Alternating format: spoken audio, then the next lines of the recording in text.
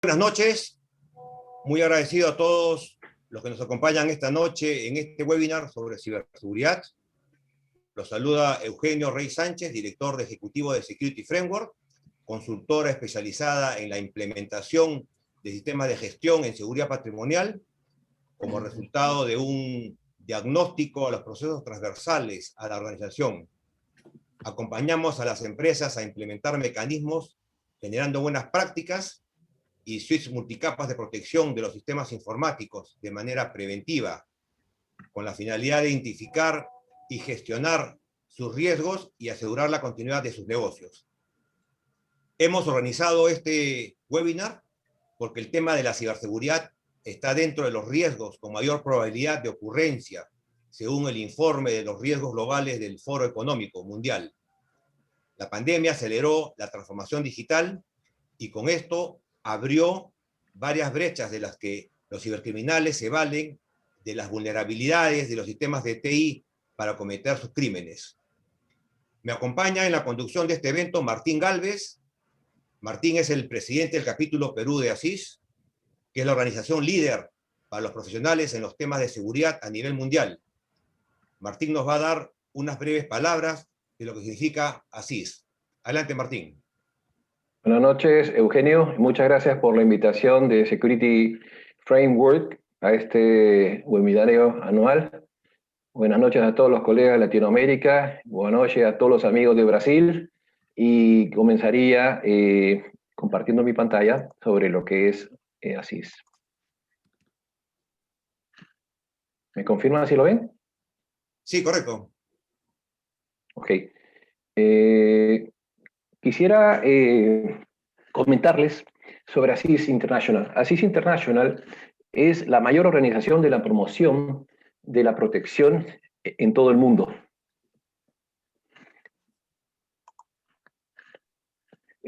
ASIS International se inició en el año 1955 de una comunidad global de profesionales en la seguridad, que cada uno tiene un papel determinado en la protección de activos, personas e información.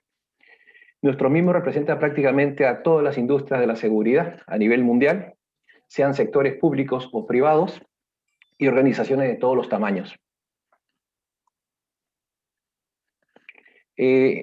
Ninguna organización posee una amplia gama de lo que es conocimientos y experiencia en el desarrollo de líderes en la industria de seguridad.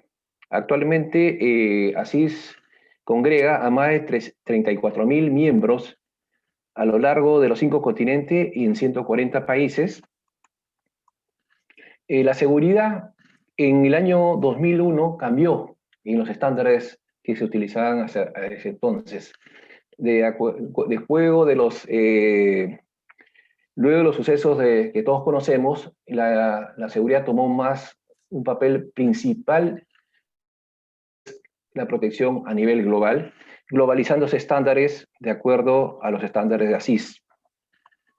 En ASIS, como organización, tiene un código de ética que es enfocado a la seguridad y protección, la actividad profesional, el alto desempeño, la obediencia de las normas éticas de conducta y siempre mantener una imagen profesional que inspire confianza y relacionarnos diariamente con todos los colegas a nivel mundial. ASIS Internacional tiene presencia global, tenemos 244 capítulos en el mundo, 34.000 miembros, 144 países a nivel global. Nosotros en Perú estamos en la región 8, la cual está presidida por Herbert Calderón, que está aquí en el webinar, donde tenemos a varios colegas expositores que son de esta región. El capítulo de ASIS Perú, el capítulo 222, nuestra historia es desde el año 1995 que fue fundado, y dentro de la región 8C somos el capítulo más grande de 215 miembros, teniendo la membresía mayor en Sudamérica. Tenemos un plan estratégico referente a lo que es ASIS Internacional del 2020 y con el 2024, en la visión de ser siempre un líder reconocido en los avances de seguridad en todo el mundo y con la misión de promover la excelencia, liderazgo y profesionalización de la gestión de la seguridad. Tenemos varios objetivos: el crecimiento en membresías, certificados, webinarios como este que estamos participando, y los temas muy importantes de lo que son Women in Security. Involucramos mucho a la mujer en la seguridad, a los jóvenes profesionales o young professionals, temas académicos de ASIS, ponentes variados, nuevos, senior, internacionales, con difusión adecuada e integral. Siempre nos enfocamos en el valor que tiene la certificación y los estándares de ASIS en el mundo para cada actividad que realizamos los expertos en seguridad. Estas certificaciones son desde el año 1997, que estableció ASIS International para la excelencia profesional, reconocido en todo el mundo. Estas credenciales son globales, las cuales son el CPP, que viene a ser el profesional certificado en protección, el PCI, que es el investigador profesional certificado, y el PSP es el profesional de seguridad física. En nuestro capítulo tenemos redes sociales, siempre estamos al día, comunicándonos todos los eventos que realizamos, buenas prácticas, webinars, y tenemos publicaciones que constantemente estamos actualizando para que estén nuestros miembros comunicados. Nuestros eventos, hemos hecho diversos eventos de diferentes segmentos y sectores de la seguridad desde hace 25 años, y el año pasado tuvimos nuestro aniversario 25 y realizamos un seminario que llegamos en 2 días a convocar y la participación de más de 700 personas en nuestros eventos. El año pasado tuvimos el orgullo de recibir cuatro reconocimientos a nivel global por la casa matriz de ASIS, uno de los cuales fue el mejor capítulo del año, el mejor capítulo en lo que es ayuda a la comunidad, que fue el patronato que participamos en el patronato de Barrio Seguro. También tuvimos el mejor newsletter, el mejor de artículos, y adicionalmente una mención honrosa por la website del año. Estos fueron los 4 galardones que recibimos el año pasado, gracias al trabajo de todos, y siempre queremos contar con los colegas para que este 2021 sean miembros de ASIS International, que es la mejor decisión que puedan tomar. En el caso de Perú, nos pueden contactar en nuestra página web, asisorg.pe, o en el correo de administración asisorg.pe, para poder ayudarlo gustosamente en lo que necesiten. Y para esto sería todo. Y siempre recordar que somos la mayor organización de promoción de la profesionalización de la seguridad en todo el mundo. Eso sería por mi parte, Eugenio, y muchas gracias por la oportunidad. Gracias, Martín, por presentarnos a la organización en la que muchos de nosotros somos miembros. A continuación vamos a dar inicio a las exposiciones programadas. Al finalizar las 4 exposiciones, se abrirán las rondas de preguntas, y las preguntas las van a poder ir elaborando por el chat, indicando a qué expositor está dirigida, y asimismo indicarán quién formula la pregunta. Sin más aclaraciones, damos paso a nuestro primer expositor de la noche. Él es Adrián Girotti. Adrián es un gran amigo mío, estudiamos juntos en la Escuela Naval Militar en Argentina, allá por el año 1985. Nos une una gran amistad de hace 36 años aproximadamente, y hoy en día nos reúne este fascinante mundo de la ciberseguridad. Adrián es el CEO de AG Security Consulting. Cuenta con maestría en ciberdefensa y ciberseguridad de la Universidad de Buenos Aires. Cuenta con diferentes certificaciones como auditor y administrador de seguridad de la información. Cuenta con una amplia experiencia laboral como auditor de tecnología de la información y análisis de datos, integrante de equipos de evaluación de calidad de auditoría interna. Cuenta con una amplia experiencia como docente en temas de auditoría, ciberdefensa y ciberseguridad, y es también expositor en congresos y organizaciones en el sector público y privado en temas relacionados con auditoría, ciberdefensa y ciberseguridad. Adrián nos va a hablar sobre cuánto nos cuesta el no actuar de manera preventiva frente a la ciberseguridad. Le dejo la palabra a Adrián. Adelante, Adrián. Bueno, muchas gracias, Eugenio, y en tu nombre agradecer a Framework Security por la invitación, y la amistad va a hacer que tenga que redoblar las apuestas para devolver esa confianza que me has dado. Entonces, sin más, vamos a hablar de cuáles son los costos de la ciberseguridad, y en este sentido, nosotros sabemos que cuando estamos hablando de ciberseguridad, esto es lo que nos pasa a la mayoría de los consultores cuando tenemos que justificar que alguna organización abra su billetera para invertir en ciberseguridad.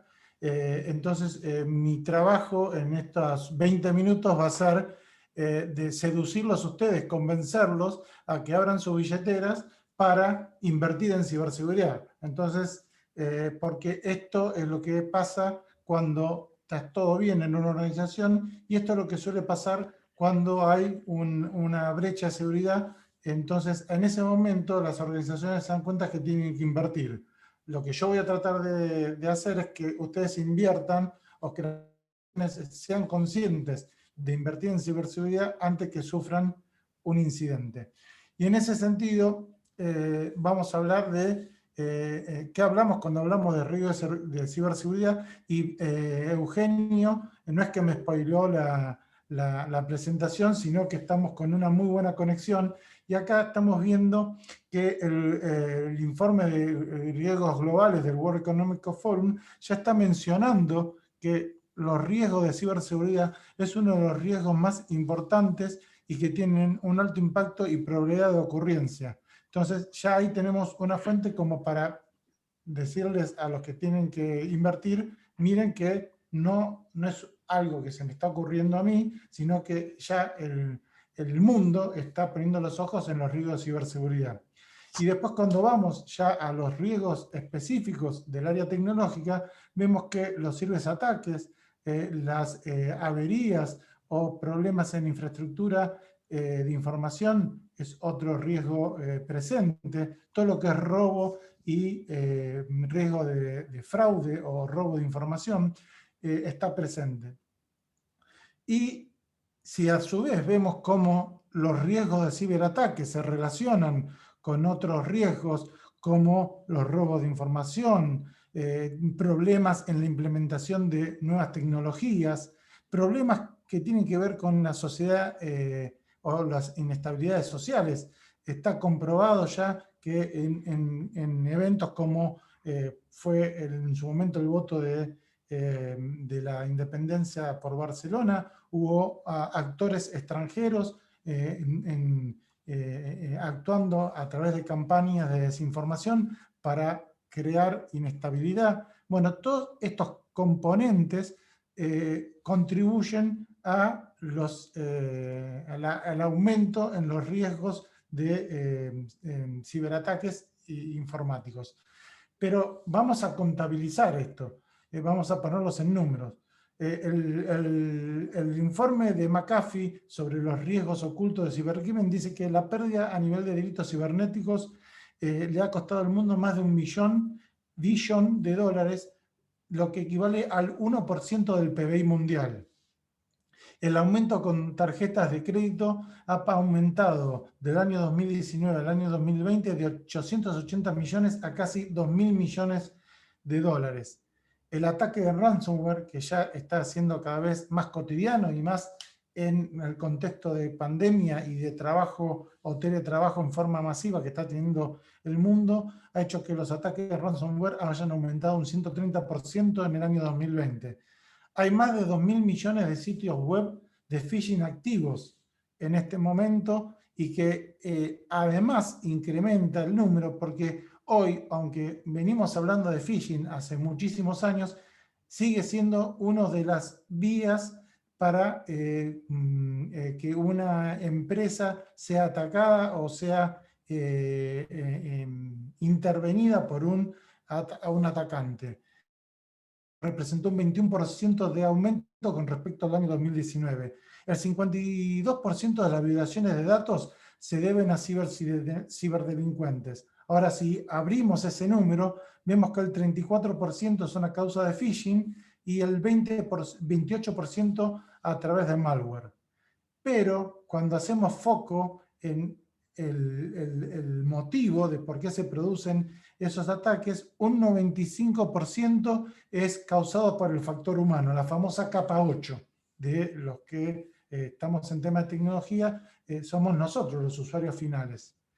Y si a esto le sumamos que, por ejemplo, en Europa una empresa como TIM sufrió una de las multas más grandes en lo que tiene que ver con la ley de protección de datos personales que tiene Europa, de 28 millones de euros, acá empezamos a vislumbrar que los riesgos de ciberataques tenemos que tratar de evitarlos porque le trae unos costos muy importantes a nuestra organización.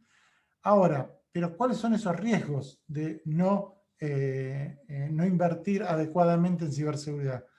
Uno tiene que ver con el marco regulatorio, y no solo el marco regulatorio que puede imponer un país o una región, sino las políticas que puede o no tener una organización. Entonces, cuando no hay un marco regulatorio adecuado o un país no tiene el marco regulatorio como para imponer sanciones, eso facilita a que las empresas no inviertan o inviertan nada más lo mínimo indispensable como para cumplir, como para decir, bueno, estamos cumpliendo la norma que nos imponen. La fuga de información o lo que se llama data breach. Hoy nosotros sabemos que los datos es el petróleo del siglo XXI y como tal tenemos que cuidarlos. Martín mencionaba que todas las organizaciones tienen diferentes activos a proteger o todos al mismo tiempo. Los recursos humanos, los datos y la infraestructura por el cual esos datos se transmiten o circulan a través de una organización. La pérdida reputacional es muy importante cuando una empresa sufre una pérdida o un robo de información, cómo puede impactar esa pérdida de datos en una organización, y eso se trasluce o queda demostrado en los millones de dólares que la empresa tiene que pagar, indemnizar o puede perder, por ejemplo, si cotiza en bolsa. Después vamos a ver un caso muy, muy concreto.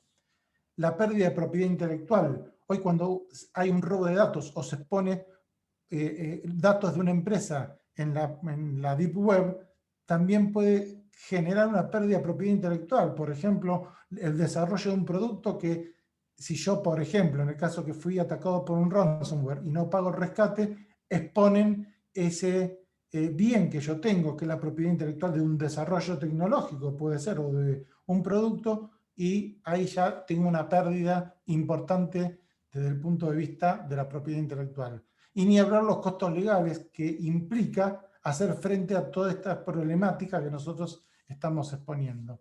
Acá ya más o menos, si ustedes tienen una organización donde tienen que proteger sus datos, ya me van a mirar con un poco más de cariño y me van a decir, bueno, voy a tener que poner un poco de plata para invertir en ciberseguridad si no quiero tener algún problema en algunos o todos de estos aspectos. Pero veamos qué pasó o dónde las empresas, según este informe de la Comprehensive Flashcard, donde muestra cuáles son o cómo ingresaron los atacantes. Acá tenemos tres casos en donde se lleva el porcentaje mayor, que es intrusión por un hacker, acceso no autorizado de empleados o negligencia. Todo eso es perfectamente, con la debida inversión, evitable o mitigable, no en un 100%, porque el que le dice que ya en un 100% usted está seguro, ya le está mintiendo. Yo no voy a hacer eso porque no me gusta mentir. Entonces, hay que saber qué riesgos tenemos, los podemos mitigar, o los podemos transferir, o podemos evitarlos, algunas de esas estrategias, pero 100% seguro no vamos a estar. Pero si no hacemos nada, es peor que hacer algo al respecto.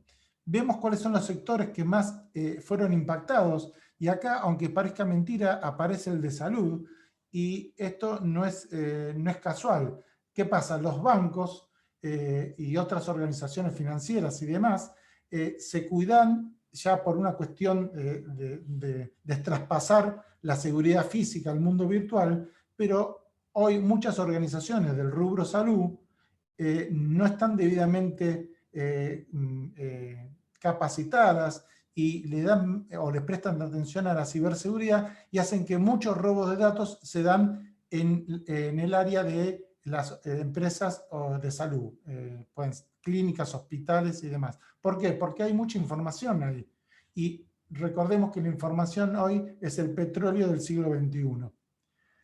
Entonces, acá vamos a ir a un ejemplo que muchos conocen, que es el caso de Equifax. Equifax tuvo una brecha de datos de 147 millones de información de personal de ciudadanos americanos. Estamos hablando casi el 50% de los ciudadanos americanos vieron expuestos su información personal por un hackeo que realizó un grupo de ciberatacantes. Eso hizo que llevaran a un acuerdo, como dice acá, de 425 millones para resarcir a las empresas a los clientes que fueron sus datos vulnerados, pero en la realidad que Equifax terminó pagando alrededor de 700 millones de dólares para resolver este incidente y mitigar los efectos reputacionales y demás que enfrentó la empresa, afectó a la empresa. Ahora, bueno, ¿cómo nosotros gestionamos y vamos a solucionar esto? Y esto tiene que ver con una cosa que se llama el adecuado gobierno corporativo y lo que se llama el tone at the top o el tone from the top, que si lo traducimos, como decimos nosotros los argentinos en criollo, es cómo quiere el dueño de la empresa que la empresa baile, a qué ritmo quiere que la empresa baile. ¿Y a qué me refiero? A que tenga que tener una determinada ética, que deba tener una adecuada gestión de riesgos, que deba tener un cumplimiento regulatorio adecuado y que también tenga una visión y una auditoría interna donde esa visión objetiva e independiente que debe tener una organización, y en particular auditoría interna, le muestre a la organización cómo está gestionando y llevando adelante el adecuado gobierno corporativo. Pero si una organización no tiene una visión corporativa y una visión estratégica desde la parte más alta de la pirámide, que es el CEO, puede ser el presidente de una pyme, el dueño de una empresa, esto no llega a buen puerto. A mí me ha pasado ver un montón de veces en donde viene el responsable máximo de una organización, se para frente a los empleados y dicen, bueno, esto para la empresa, este proyecto en el cual estamos empezando, por ejemplo, a certificar ISO 9001, calidad, es muy importante para la organización, así que yo quiero que toda la organización da los saludos, los aplausos, se va y atrás de él se va un gerente, se va otro responsable máximo. Entonces los empleados empiezan a mirar y dicen, ¿esto es tan importante? Si los responsables máximos no se quedan en esto que es para la organización es tan importante, no será tan importante. Entonces es fundamental la mirada y el tono que le imprime el máximo responsable de la organización a todos estos temas. Y acá lo que toda organización tiene que ver es el concepto de profundidad en capas. Yo con una sola implementación de alguna aplicación o de seguridad de un endpoint o de alguna política de seguridad, no voy a resolver el tema de la seguridad. Tengo que verlo como un concepto de profundidad en capas, donde cada parte hace su trabajo y me va a brindar una ciberseguridad adecuada en función de los objetivos estratégicos de mi organización. Pero lo que no tenemos que caer en que pensar que porque yo tengo un firewall o porque tengo una muy buena, por ejemplo, instrumento para detección de intrusos, voy a solucionar el problema de la ciberseguridad. Si yo no capacito a mi personal, no le doy capacitación a mi personal, estoy dejando una parte de esa mesa con una pata menos. Es decir, lo tengo que ver como un todo y tengo que ver este concepto de profundidad en capas. Si yo utilizo este concepto de profundidad en capas y voy poniendo una capa de seguridad una sobre la otra, el ciberatacante le va a costar o va a tener mayor esfuerzo, le va a costar mayor esfuerzo acceder a mis activos críticos de la organización. Entonces, algo que nosotros tenemos que comprender, que en ciberseguridad no hay balas de plata. Es decir, no hay una sola solución que me resuelva todos los problemas. Tengo que encarar el problema de la ciberseguridad desde un punto de vista integral, con una mirada holística de mi organización. Yo cuando tengo un problema, por ejemplo, de ransomware, y ese ransomware a mí me deja fuera a la empresa, fuera de actividad por 18, 20 horas, o lo que se llama el downtime. Eso tiene un valor, es decir, una empresa tiene que saber cuantificar cuál es el costo de estar fuera de una operación durante 10 horas, 20 horas, 30 horas. Ni hablar si no hago el pago del ransomware. Eso después podemos discutir si es ético o no es ético. Ya en Estados Unidos se está discutiendo y para el FBI no es negociable pagar un ransomware. Eso dependerá de cada jurisdicción y después va a depender de lo que la organización o el board, el directorio defina, porque capaz dice, bueno, yo pago X cantidad de dinero por un ransomware, pero vuelvo a la actividad y mis datos no son expuestos. Pero yo tengo que cuantificar cuánto es ese valor por no estar operando. ¿Cuál es el costo, por ejemplo, de que mi empresa se haya expuesto los datos y cuál es el costo reputacional que yo incurro en una problemática de este tipo? Y ni hablar si no pago el ransomware y los datos son expuestos y el mundo sabe cuáles son los secretos, por ejemplo, de mi organización. Entonces, yo siempre digo que hay que hacer o hay que aplicar la C al cubo. ¿Qué es la C al cubo? Capacitación, capacitación y capacitación. Yo puedo tener esta, como decimos nosotros, esta ferretería acá, pero si lo tengo a Dave acá, que no lo capacito y hace clic en cualquier link y permite que entre, permite que hagan un phishing donde después me permite entrar un archivo que me controla parte de mi computadora y después ingresa y escala privilegios para continuar con la organización. Toda esta inversión que yo hice acá no sirve de nada. Y como para ir cerrando y cumplir con el tiempo de estos 20 minutos y esperando que los haya convencido y después inviertan y pongan plata en ciberseguridad, voy a repetir las palabras del criptógrafo Bruce Schneier, que decía que si pensás que la tecnología por sí misma puede resolver todos tus problemas de seguridad, entonces no entiendes los problemas y no entiendes de tecnología.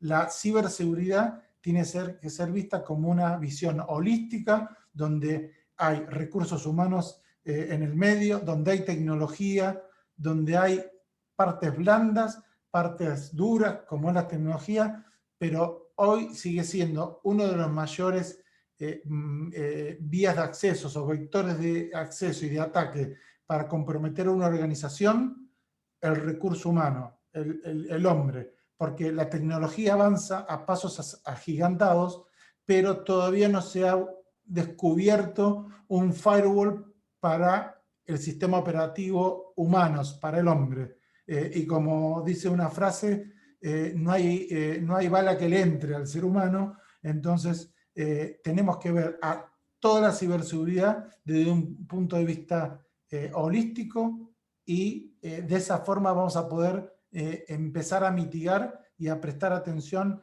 a los riesgos de ciberseguridad. Bueno, agradezco a todos y después quedamos al final para las preguntas. Muchas gracias. Excelente exposición, Adrián. Definitivamente siempre es bueno en seguridad ser preventivos y no reactivos, ¿no? Siempre es un gusto contar con tu participación, Adrián. Nuestro siguiente expositor es Ricardo Contieri. Él es experto en temas forenses, cumplimiento, riesgos y auditorías internas, con más de 20 años trabajando para compañías transnacionales importantes. Ricardo es nuestro partner en Brasil y con él hemos concluido el mes pasado una investigación de un fraude internacional con excelentes resultados. Ricardo posee un MBA en Gestión Estratégica y Económica de la Universidad Getúlio Vargas de Brasil. Ricardo cuenta con una amplia experiencia laboral en las áreas de investigación forense, auditorías internas, fraudes, corrupción, evaluación de riesgos. Ricardo nos va a hablar sobre los ciberataques en Brasil, algunos casos ocurridos en organizaciones de su país. Adelante, Ricardo, con tu presentación. Buenas noches a todos. Primeramente, perdón por el portuñol, pero es lo que hay para hoy. Entonces, vamos a hablar un poco acerca de los cyberataques en Brasil. Hablar después de Adrián es un desafío, un challenge muy grande, porque la exposición de él, quizás si nosotros nos estuviéramos muy lejos, dijeron que yo miré en su exposición para hacer la mía. Porque vamos a hablar de temas muy cerca, pero eso es bueno porque hace una conexión allá con creencias, con consecuencias, con las tendencias que están, lo aplican a Brasil como lo aplican en el resto de Latinoamérica. ¿Ya? Entonces, los casos de Brasil más recientes que llevan más énfasis son los casos de ransomware. Entonces vamos a hablar de algunos. Tenemos algunos conceptos acá que solamente para poner todos en la misma página, se dice que son temas que se repiten siempre en estos casos. Entonces tenemos los temas de la ingeniería social. Entonces los casos que conocemos bastante en Brasil, mucho en Brasil, lo empezaron con un criminoso hablando con una persona. O sea, eso siempre lo ocurre allá. Y ese criminoso lo estudia los targets. Entonces, no es algo que... Hay sí los casos en que lo adquieren para todos los lados, todas partes, pero sí lo empiezan a mirar una compañía. Entonces, empiezan a estudiar la compañía, lo sacan informaciones de redes sociales, quién son los jefes, quién son los personajes dentro de la compañía, o agencias gubernamentales. Tuviéramos muchos casos acá con órganos públicos. Entonces, hay un trabajo allá de background check que lo empieza haciendo para conocer a quién no va a hacer el ataque. Después lo hace una actividad de spear phishing. Spear phishing es cuando hace una técnica de phishing, pero direccionada a alguien. Entonces, cuando llega para hablar con alguien, ya lo sabe ya lo tiene una información específica y ya lo tiene como target, como alvo, una persona en una posición necesaria que quieres hacer un contacto o que lleva un papel dentro de la corporación que te interesa. Entonces ya hace un dibujo para hacer el phishing focado con énfasis en esta persona en específica. Y lo usa diversas herramientas para hacer esta actividad allá y caminar uno que llamamos de caballo de Troya, los Trojans. Entonces, los caballos de Troya lo empezaron a mucho tiempo atrás, son las cosas más antiguas que llevan los virus, especialmente cuando empezó la Internet. Pero hay hoy en día hay Trojans que, por ejemplo, se quedan solamente en una página de Internet. No hay necesidad de bajar un software o no ir a instalar o que sea. Solamente de que lo abra una página ya de la Internet, ya lo hay actividades que se pasa como si fueran actividades de Windows, por ejemplo, normal. Entonces, nadie sabe. Aquí haciendo un paréntesis, en este escenario, muchos hackers han utilizado este tipo para hacer mineraciones de bitcoins. Entonces, para hacer el procesamiento allá y obtener monedas virtuales, solamente que lo abra una página y ya lo sigue haciendo esa mineración. Y nosotros siempre sí tuvimos un caso acá, donde esto ocurrió en uno de los sitios de la Corte de São Paulo. Entonces, en alguna de las páginas allá, en cuanto la persona consultaba los procesos, la página que se quedaba haciendo cálculos de monedas, de garimpo de monedas virtuales. Y lo que ocurre es con este site de São Paulo es que puede seguir leyendo un proceso allá abierto. Entonces, los abogados se quedaban en la misma página por horas y la página se quedaba haciendo la mineración en cuanto él leía todo el proceso que estaba manejando. Bueno, después del caballo de Troya, lo que son más críticos para los temas de ransomware son los datos siendo cifrados y el secuestro de datos. Entonces, eso lo da acceso a los piratas todos para que puedan interrumpir servidores completamente, cifrando los datos todos y, bueno, los servidores ya no se encienden y, bueno, no se puede trabajar con él. Y después hay una otra interacción humana, que es la y el pago de rescate, un poco de que Adrián lo habló, acerca de que, bueno, ellos todos lo piden la plata para que puedan, bueno, en especial Bitcoin, porque los trasladas sin que nadie lo sepa lo que ocurre o para quién que va todo el dinero. ¿Ya? Entonces, ¿cómo se parece los phishings en Brasil? Entonces, acá yo elegí algunos de contactos que recibí reciente. Esto que es directamente de mi teléfono. Entonces, lo saqué esto hoy para hacer la presentación. Entonces, yo recibí de 6 casos que separé para hablarmos, recibí 5 solamente en febrero. Entonces, en febrero, con diferentes características. Entonces, ¿cómo Brasil se pasa con los ataques virtuales? Brasil es, junto con India, es el segundo mayor percentual de ataques virtuales en el planeta. Entonces, después de China, 76% de los ataques llegan a Brasil de alguna forma. Es claro que hay aquí interposiciones con los otros países, pero siempre algo se pasa en Brasil. Y eso lo ocurre, bueno, en las estadísticas que llevamos para Brasil, que recibimos durante el año de 2020 5.000 millones de ataques durante el año, o cerca de 21 ataques por habitante o un ataque a cada 2 semanas por persona. Y bueno, y ese número se tiende a hacer una escalada en términos de tamaño y tentativas. Cuando miramos al phishing que lo hacen, entonces una característica muy recurrente es que siempre dicen que son alguna empresa o banco conocido. Entonces, este es acá, de todos que lo he recibido aquí en este mes, los 5 son o de Banco do Brasil, por ejemplo, o Banco Itaú, o Cielo, que es una operativa de tarjetas de crédito, o Ripel, que es un comercio de papeles. Y lo curioso es que ellos siempre lo hablan, que hay alguna acción. Entonces hay siempre un call to action do inglés, o sea, un llamado para que actúen, hacen un clic en algún link que lo envían y digan, oiga, tu código allá necesita hacer una actualización, la validad del token de su teléfono está expirando.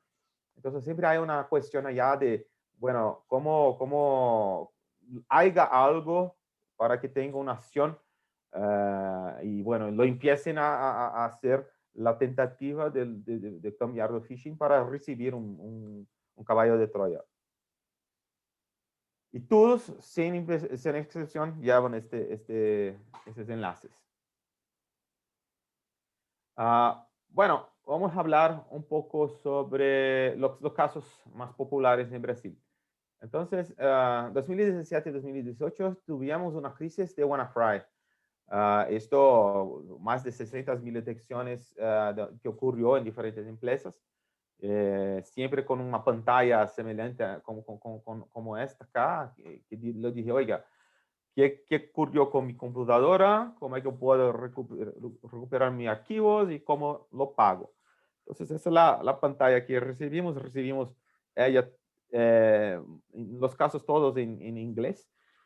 Con ese camino para hacer. Ellos siempre lo hacen algún tipo de negociación, ellos lo empiezan con enamorarse con las personas, con una promesa de que van a restaurar todos los archivos, pero la experiencia cuenta que no, que eso no ha sido frecuente, eso no lo ocurre con la frecuencia esperada.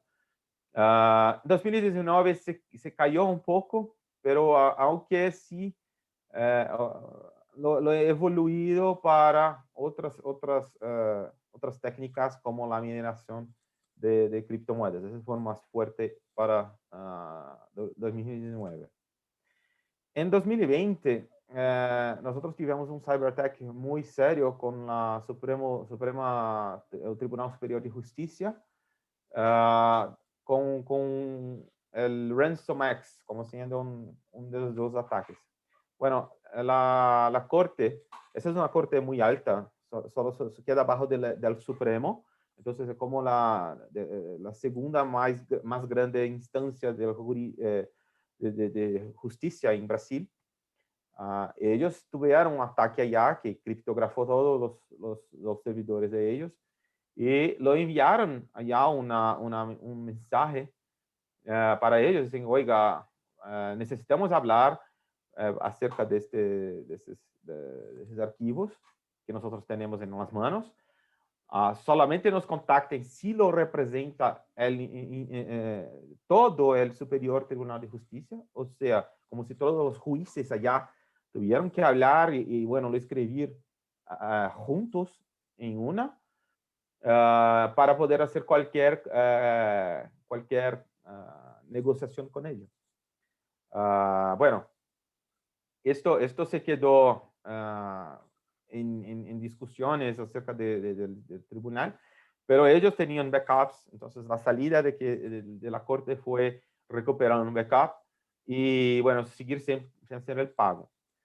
Pero lo curioso acá, por este caso en Brasil, porque nada es tan sencillo que no hay un segundo episodio, es que ellos cuestionaron la empresa de tecnología y ya lo encontraron un caso allá que el tribunal había pago una empresa para hacer la seguridad, pero con una firma vinculada a una esposa de un abogado que está siendo investigada por tráfico de influencias. Entonces, el tribunal había contratado una empresa, la empresa no parecía tener un histórico muy bueno, y en secuencia de esto tuve todo este episodio acá, y bueno, la seguridad que la empresa debería ter hecho, quizás no estaba tan buena, o quizás no tenían toda la tecnicidad necesaria para hacer el trabajo, y por eso tuve la fragilidad. Entonces, esa hipótesis está siendo investigada ahora por el tribunal, por la policía, por cuenta de, bueno, es todo muy reciente. Entonces, hablamos de noviembre de 2020 Y vamos a escuchar más noticias acerca de esto y los elementos humanos que, bueno, ponieron las manos para hacer la protección de la corte. Bueno, enero de este año nosotros tuvimos una fuga de datos que hasta la hora no se sabe cuál fue el origen, pero tuve una información de disponibilidad de datos de 104 millones de brasileños y más 40 millones de datos de la empresa. Hay una sospecha de que quizás 220 millones de individuos tuvieron sus datos basados y lo empezaron a venderlo en la Deep Web.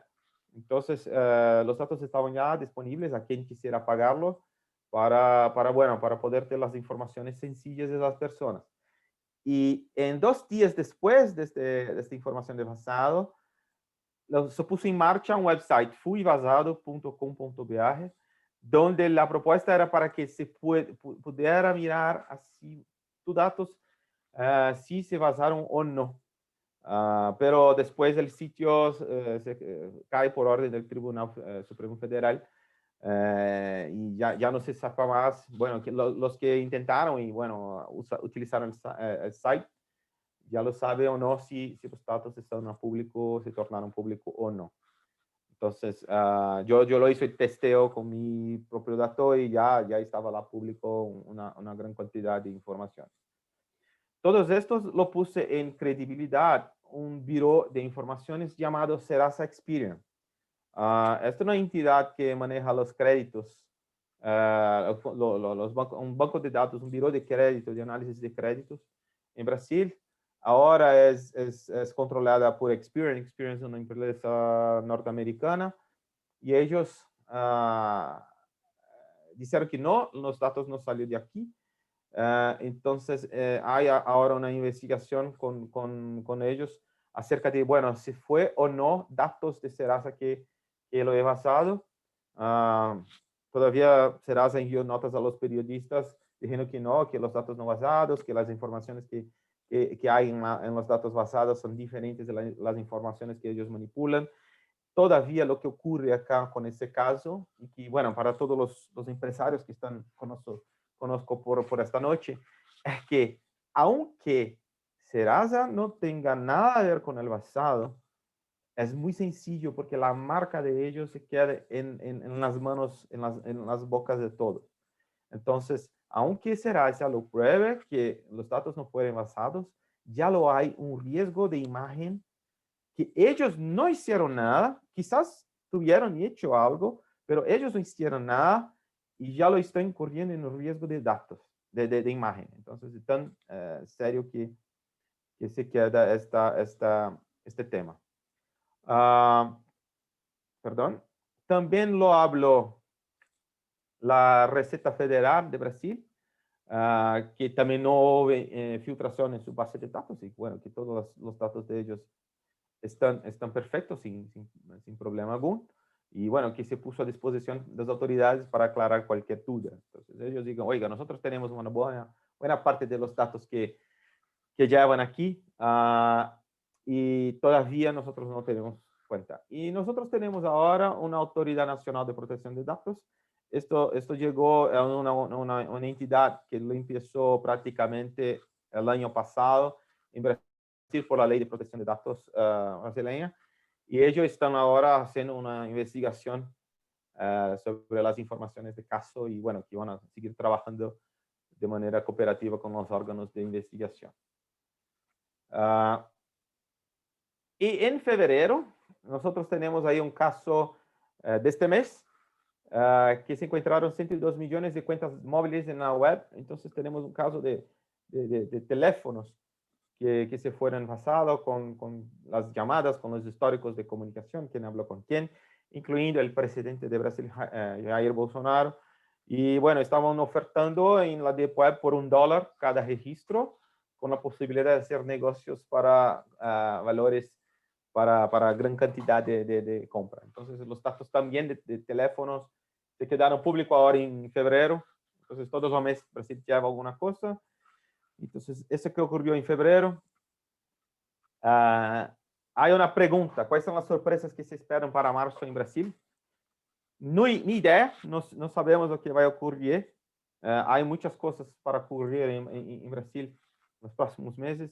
Brasil tiene una brecha muy grande entre la posición económica, entonces nosotros tenemos la octava economía más grande y de 47 países monitorados, nosotros somos el penúltimo en términos de velocidad de detección de fuga de datos. Entonces ainda hay mucha cosa para mejorar en Brasil y siempre cuando hay un estrago acá, hay un daño, el daño es muy alto, muy grande.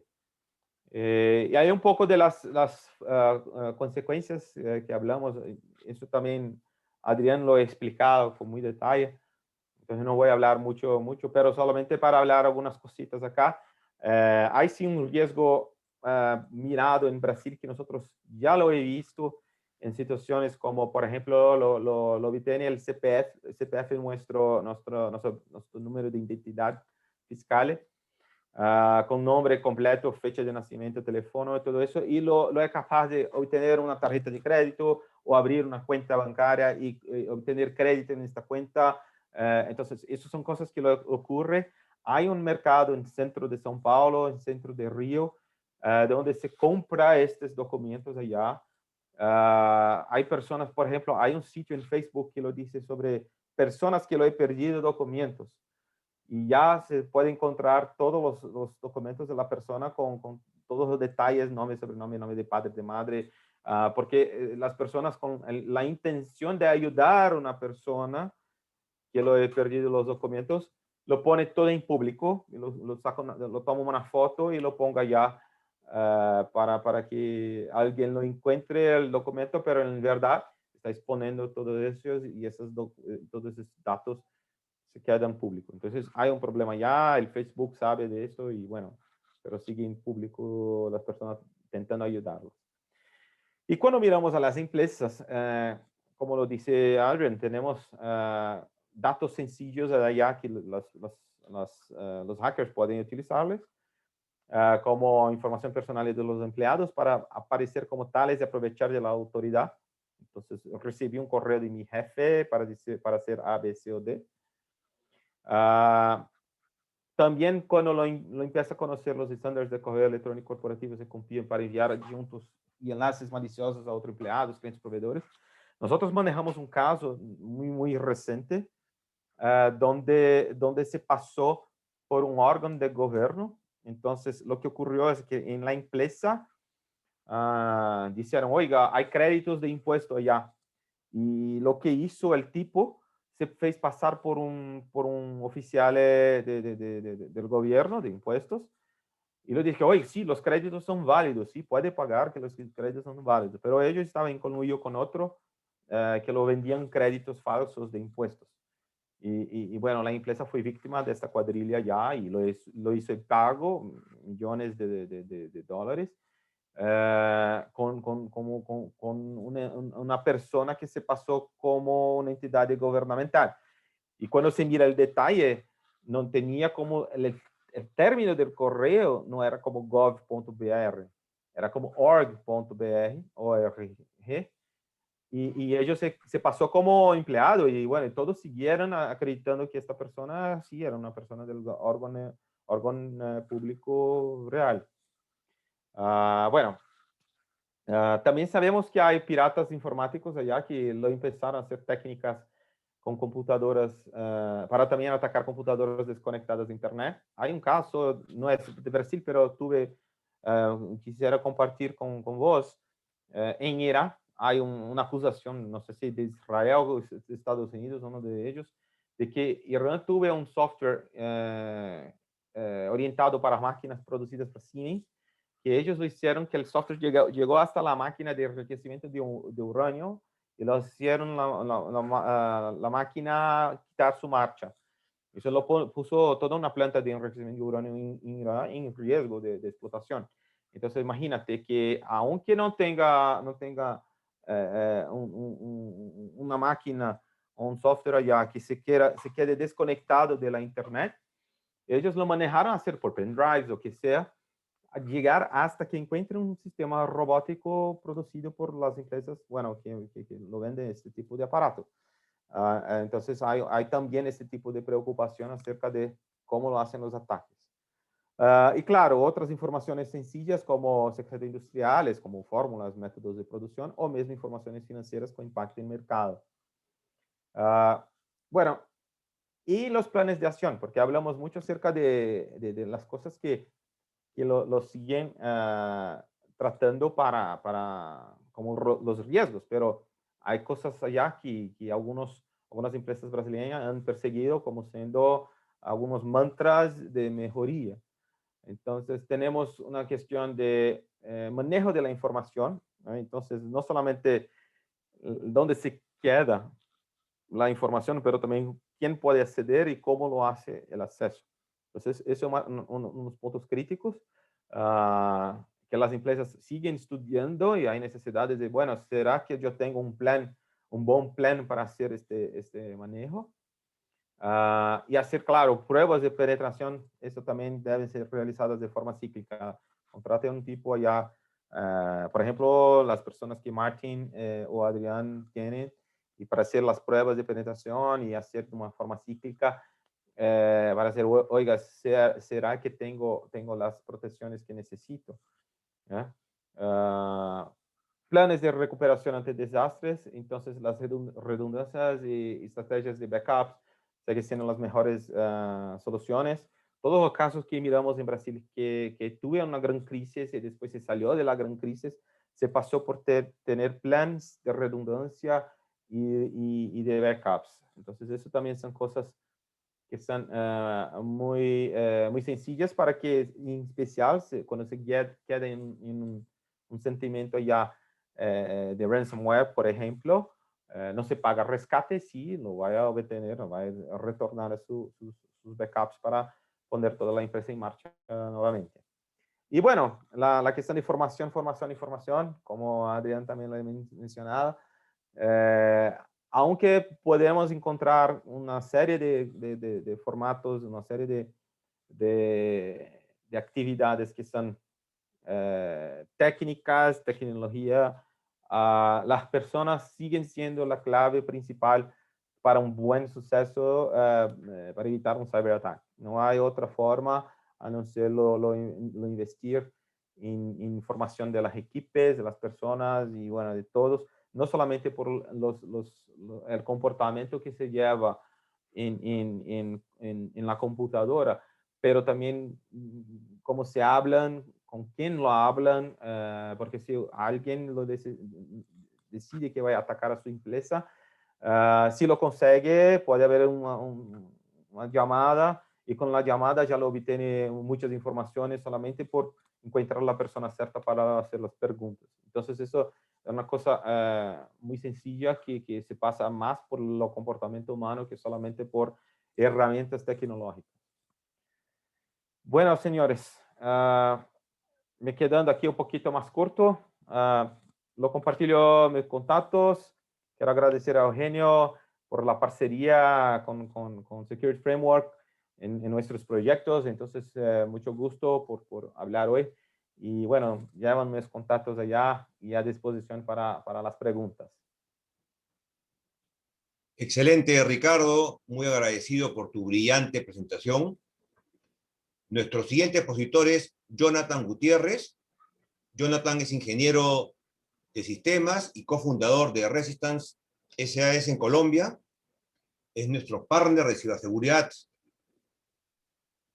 en el país de Colombia. Jonathan cuenta con una gran experiencia como consultor en ciberseguridad y hacker ético. Lidera servicios de ciberseguridad en diferentes empresas como Cofrem, Celunión. Jonathan cuenta con diferentes certificaciones en ciberseguridad y ética hacker. Jonathan nos va a hablar sobre la conciencia que debemos crear en nuestras empresas, dado que el factor humano radica en la mayor vulnerabilidad de nuestros sistemas.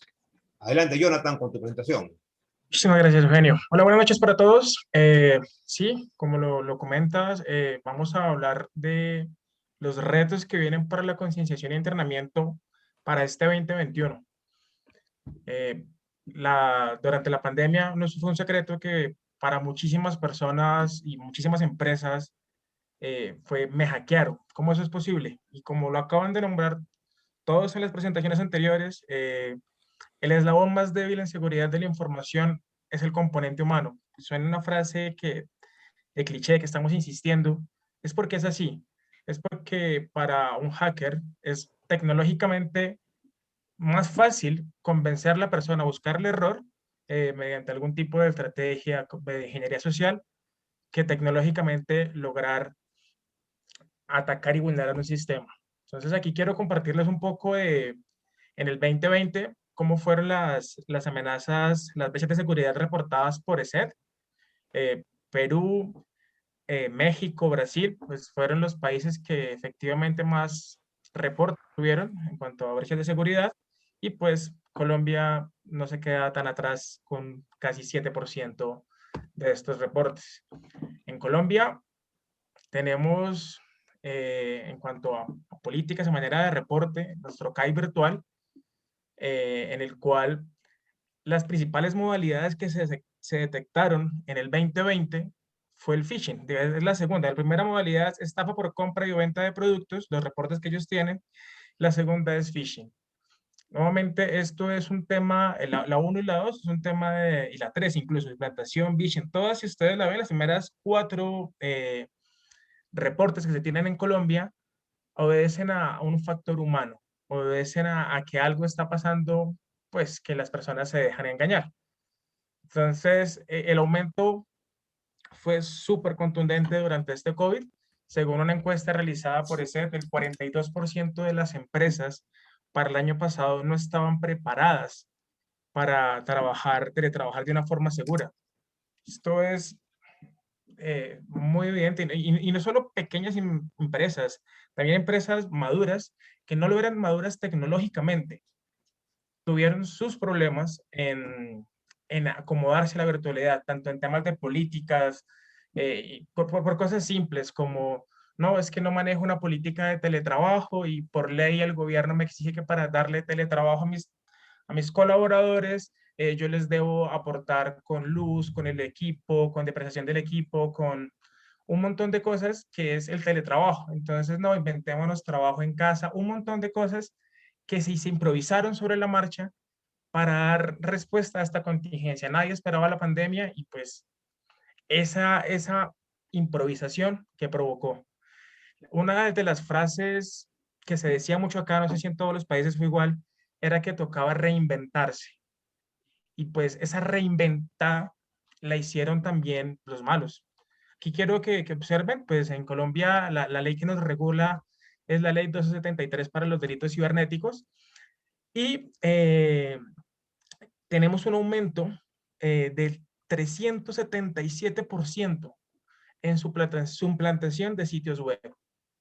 Entonces, lamentablemente, pues también los malos se reinventaron y toca cogerles el ritmo, toca que todos nos cojamos el ritmo. Aquí tenemos al rey de las millas, un grupo de personas que mediante phishing, llamadas telefónicas, protocolo de voz, estaban engañando a las personas y logró hacer una estafa fuerte a una aerolínea colombiana por 541 millones de pesos colombianos. Entonces, a pesar de que hay campañas por todos los lados, los bancos acá le dicen a uno, hey, ten cuidado con el phishing, con la información que te dé por teléfono, no hables de cosas personales. Y a pesar de que existe esa campaña, esa masificación de información, la gente sigue cayendo en este tema. Entonces, aquí quiero que miramos cuáles son los actores y culpables en este tipo de ataques. Esto es un reporte de Verizon, en el cual ellos hacen a 16 tipos de industrias en 4.675 empresas, y de esos 157.525 reportes nos dicen que el 70% de los perpetradores son actores externos. ¿Ok? Las organizaciones criminales son responsables del 55% de estas brechas, y el 30% son involucrados personas internas de la corporación.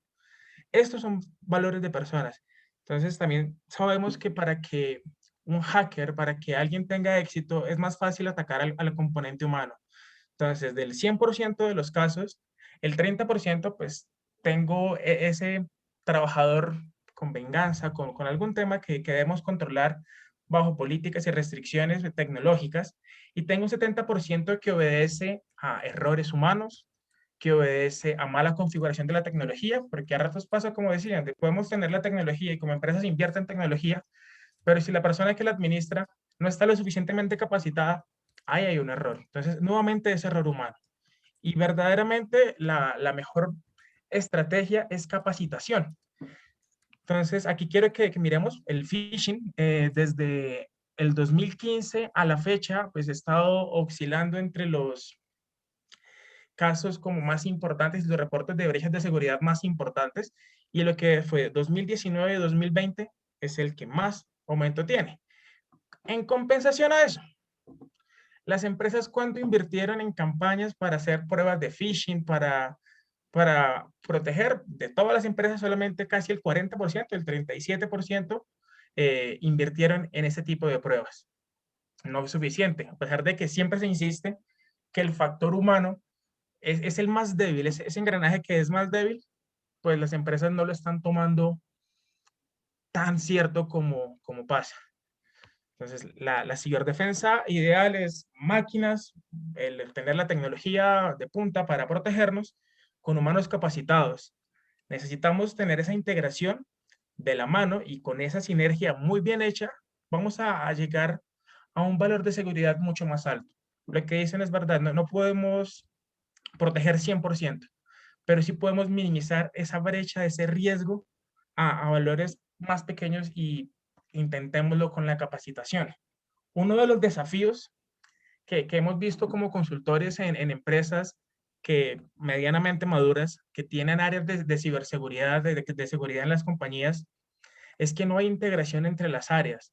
Seguridad es ese monolito, esa piedra aparte que el resto de áreas ¿qué dijo la gente de seguridad? Hay que hacer esto. Bueno, entonces apliquemos esa política, agreguemos al contrato el otro sí para que los trabajadores y colaboradores no divulguen información. Un montón de cosas y acciones que se hacen, pero no hay trabajo conjunto, no hay unos desarrollos conjuntos. ¿A qué me refiero en esto? No sé, tecnología. Tenemos nuestra factoría de software y se esperan a que produzcan material, algún producto para la compañía, y este se envía a seguridad, seguridad nuevamente genera reportes, y pues ahí debería haber una integración en la cual se pueda capacitar estas áreas para que tengan como una mejor formación y pues se eviten estos reciclos y estas distintas tareas. Entonces, en el recurso humano, que es como la parte que hemos enfocado todo esto, pues empresas aplican la ISO 27002 en la parte de los colaboradores, de atracción. Esto es como el ciclo del colaborador: la atracción, reclutamiento, en la inducción. Yo al colaborador le hago capacitar con algunos videos. Esto lo estoy hablando de compañías maduras en cuanto a seguridad. Le estoy haciendo capacitación en seguridad durante la empresa, no sé, una vez al año por regulación, porque se les exigen, porque esto no es que es una motivación. O sea, lo que se evidencia es que las empresas no lo hacen mucho por motivación, sino más por regulación. Entonces, me exigen que les dé una capacitación al año a mis trabajadores, pues la hago, o a mis clientes, y pues la estoy haciendo para llegar a esa regulación. El riesgo y el nuevo riesgo que se plantea ahora, quiero que me escuchen un momento con un ejemplo que les voy a dar histórico de tecnología. Ustedes han montado en un ascensor, y en cualquier parte del mundo hoy en día un ascensor tiene un espejo. Ese espejo, ¿cómo nace el espejo en los ascensores? Las personas en las empresas de edificios grandes reportaban, no, es que el ascensor es muy lento, necesito que lo arreglen, necesito que lo arreglen. Y ese reporte llegaba a tecnología. La solución a ese reporte no fue que el ascensor tuviera mayor motor y caballos de fuerza para que fuera más rápido. La solución fue colocarle un espejo. Entonces, de pronto aquí todos estarán como un poco desconcertados: cómo un reporte de lentitud se soluciona con un espejo. Pues hace parte del comportamiento humano. Las personas, al estar en un espacio encerrado, 2 metros por 2 metros, no tener nada que hacer, cómo interactuar, se siente incómodo, el tiempo se siente largo, y eso generaba reportes en cuanto a tecnología. Las personas, al tener un espejo, tienen cosas por hacer. Uno, la primero que dice todo el mundo, no, pues más espacio, para no sentirse esa claustrofobia. Número dos, la vanidad. Tienen algo para hacer en el elevador, se pueden ver en el espejo. Hoy en día creo que los smartphones lo solucionan mejor, pero en ese momento la solución del espejo fue una solución ingeniosa. Se coloca el espejo y se acaban los reportes. Entonces, esa visión lateral, ese pensamiento lateral, quiero que lo tengamos en cuenta. ¿Para qué? Para estos nuevos riesgos. El COVID-19 nos obligó a teletrabajar, nos obligó a encerrarnos. Entonces, las personas se encuentran en un distanciamiento social, se encuentran que no pueden salir de sus casas, y esto elevó niveles de ansiedad y de estrés. Estos niveles de ansiedad y de estrés en las casas, ¿ustedes creen que una persona que esté estresada en su casa, que tenga, no sé, miles de problemas, tenga la misma reacción que de pronto una persona que esté más tranquila? Entonces, atacando el problema desde un comportamiento conductual, se ve diferente. ¿Qué es lo que pasa? Por eso les hablaba hace un momento de la integración. Esto no es una competencia que directamente el oficial de seguridad puede atender, pero si trabaja con la compañía o con una distinta área que lo pueda apoyar con factores, con recursos humanos, con el área de bienestar, para que tenga en cuenta el bienestar de mis trabajadores, esto va a impactar positivamente en las posibles brechas de seguridad en la compañía que yo tengo. Digamos que el otro problema lo enfocamos en tres: el comportamiento, que es un tema enfocado a estrés, la parte técnica, y es que las compañías cambiaron actualmente sus estándares. Ejemplo, lo que les contaba del teletrabajo. Entonces, muchísimas compañías que no estaban tan robustas tecnológicamente y no estaban preparadas para esto, pues sus trabajadores empezaron a trabajar con sus computadores de casa, con su internet de la casa. Yo como corporación no tengo la seguridad que eso esté bien, que el equipo esté bien, que personas puedan tener acceso a ese equipo.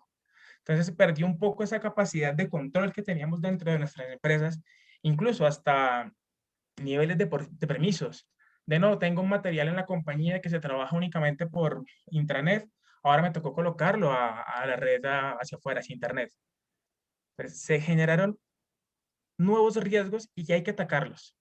Existen métodos de control para esta nueva realidad, en las cuales, pues, no sé, instalación de VPNs, mitigación de estos impactos nuevos que se están aumentando en las corporaciones.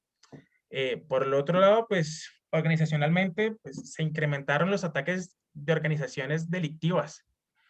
No es una realidad, para todos lo nombraron, los ataques que han habido de ransomware en el mundo, pues las empresas se dedican a eso, y eso lamentablemente está pasando una factura muy, muy alta. Decían el 1% del Producto Interno Mundial en cuanto a ataques de ciberseguridad.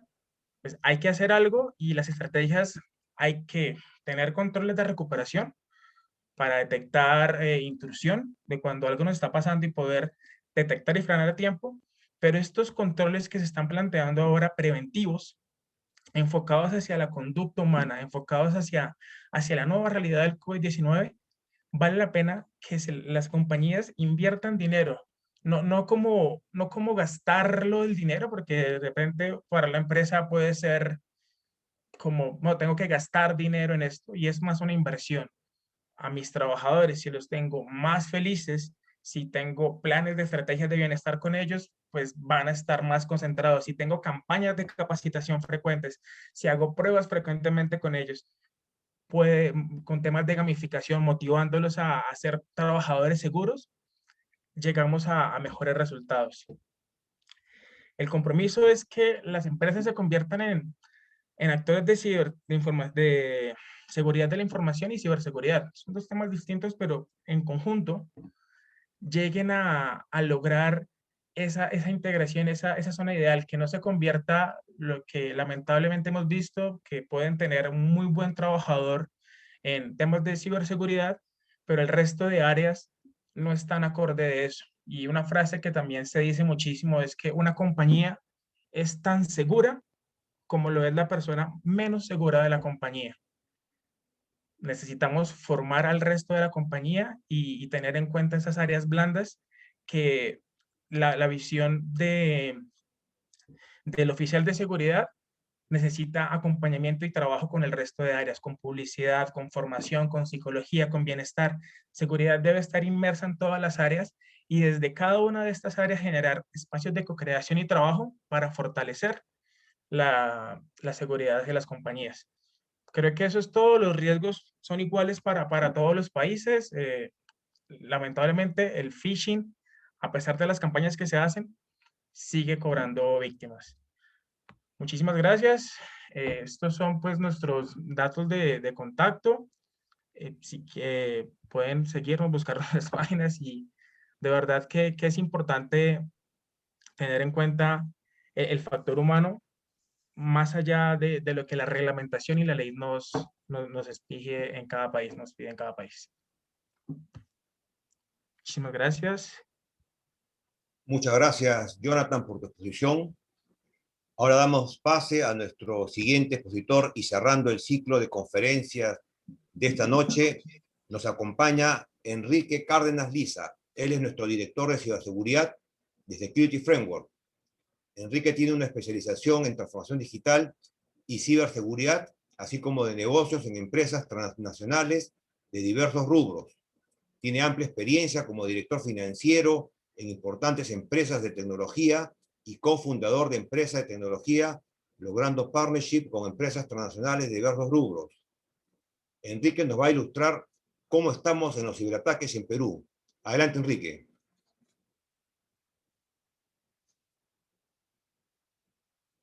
Activa el micrófono, Enrique.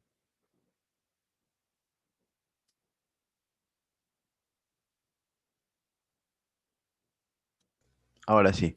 Muchas gracias a todos por asistir hoy día a la sesión, igual a las empresas amigas que están aquí. Gracias Ricardo, gracias Martín y a todos los demás. Hoy día les vengo a tratar cómo la ciberseguridad y los ciberataques se ven vulnerados en Perú. Para esto quiero que se pongan a pensar en algo muy rápido y es que ¿qué hacen ustedes en 39 segundos de su vida? Y es partir de un punto de vista global. Se dice que cada 39 segundos, según la última estadística del 2021, ocurre un ciberataque en el mundo.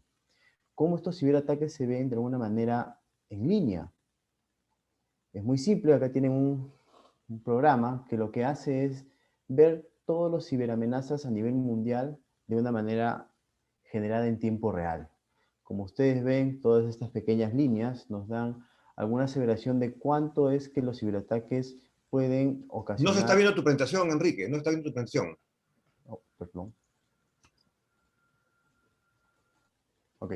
Como Correcto, ahí sí. directamente, cómo los ciberataques pueden reaccionar y ocasionar una demanda grande de costos, de diversos paradigmas que se pueden romper solo con accionar un clic. Como ustedes ven aquí, automáticamente se ven todos los ciberataques que hay por cada uno de segundos, cada 39 segundos y en cada lugar del mundo.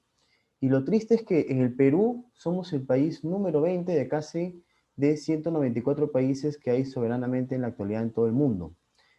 Para un país latinoamericano estamos muy cerca, casi limitando en el top 20, con lo cual nos hace pensar qué tanta importancia le damos a los ciberataques aquí en el Perú y cuánto nos cuestan como empresarios o hasta simplemente como un usuario final de manejar tecnología personal. Empezando por esto, quisiera comentarles que en el Perú, como ustedes ven en esta noticia, casi en el 2020 se dieron 613 millones de intentos de ciberataques solo en un primer trimestre. ¿Por qué en el Perú? Porque el Perú es un país que aunque tecnológicamente está tratando de generar cada vez inversiones más grandes, es un país con un concepto que se refiere a que la tecnología, aunque en esta nueva normalidad esto ha aumentado, todavía se considera como algo que para el presupuesto de las compañías no es tanta prioridad. Solo las que tienen empresas corporativas o medianas están intentando o ponerle mucho énfasis en esto, pero toda la parte del empresariado informal todavía no no tiene como blanco poder invertir en ciberseguridad, por lo cual cada vez los ataques hacen más daño, sobre todo en el sector informal. Para esto quería empezar por ver para todos qué es un ciberataque, cómo es un ataque informático, que intenta en una forma organizada causar un daño a varias personas, a todo lo que se refiere a un sistema informático, puede ser de un celular personal, o hasta todo lo que se refiere a vulnerabilidad de software de una compañía. Como ustedes verán, solo en este primer trimestre del 2021, en esta tablita en promedio de casi 10 años atrás, el Perú tiene casi 16.6% de ciberataques, y esto ha costado para el Perú y el empresariado más de 200 millones de soles en alrededor de estos primer trimestre en pérdidas por el tema de ciberataques. ¿Qué es lo que generalmente daña técnicamente en un ciberataque en el Perú? Básicamente están lesionados a virus, troyanos, entre otras vulnerabilidades que empiezan, aunque ustedes no lo crean, en un usuario, en un trabajador que puede ser, por ejemplo, un analista contable en una empresa. ¿Por qué? Porque las empresas en el Perú no están invirtiendo en lo que es una capacitación sobre seguridad, simplemente seguridad informática, empezando desde interiorizarla en sí mismo y ver que por ahí es donde empieza un posible ciberataque, en que las personas, empleados o usuarios normales no entiendan cuál es la importancia de poder interiorizar todos estos temas de ciberseguridad. Un ciberataque en Perú básicamente se concentra en esto, se concentra en, como ustedes ven en la parte izquierda, lo que son hackers, los activistas, grupos organizados y las amenazas internas. En el Perú, hackers todavía, a diferencia de Europa y de otros países, no toman un universo muy grande. Realmente todas las amenazas, en base a la experiencia, se vienen por grupos organizados que de alguna u otra manera, con un objetivo en común, comienzan a vulnerar, puede ser desde una compañía hasta dirigido a un influencer. Aunque ustedes no lo crean, la mayoría de ciberataques van dirigidos a influencers en las redes, influencers, personas que tienen algunos temas económicos expuestos, y por ahí generalmente se generan todo este tema de espionaje, entre otras cosas. ¿Qué sectores del empresariado peruano son los más vulnerados? Dentro de esto se encuentran los bancos. Los bancos en el Perú son el foco principal de inversión en ciberseguridad, debido a que son los que más tienen propensos a ciberataques. Más adelante vamos a ver el caso de Interbank y Scotiabank y cómo les costó en alrededor de un día una pérdida masiva de dinero, y por sobre todo una pérdida masiva en lo que se refiere a las prestaciones de sus servicios. Estos ciberataques en el Perú se componen básicamente en estos sectores, ¿no? Muchos de los conectores tecnológicos o cómo ingresan estos van dirigidos cuando son empresas corporativas, a toda la parte de la estructura de TI, básicamente. Entonces, lo que más se debe interiorizar en las personas que son líderes de IT en las compañías peruanas es por tener una arquitectura tecnológica fuerte, en manejar herramientas de ciberseguridad que les permita de alguna manera mantener la confidencialidad de sus datos y no se vean vulnerados hasta económicamente. Casos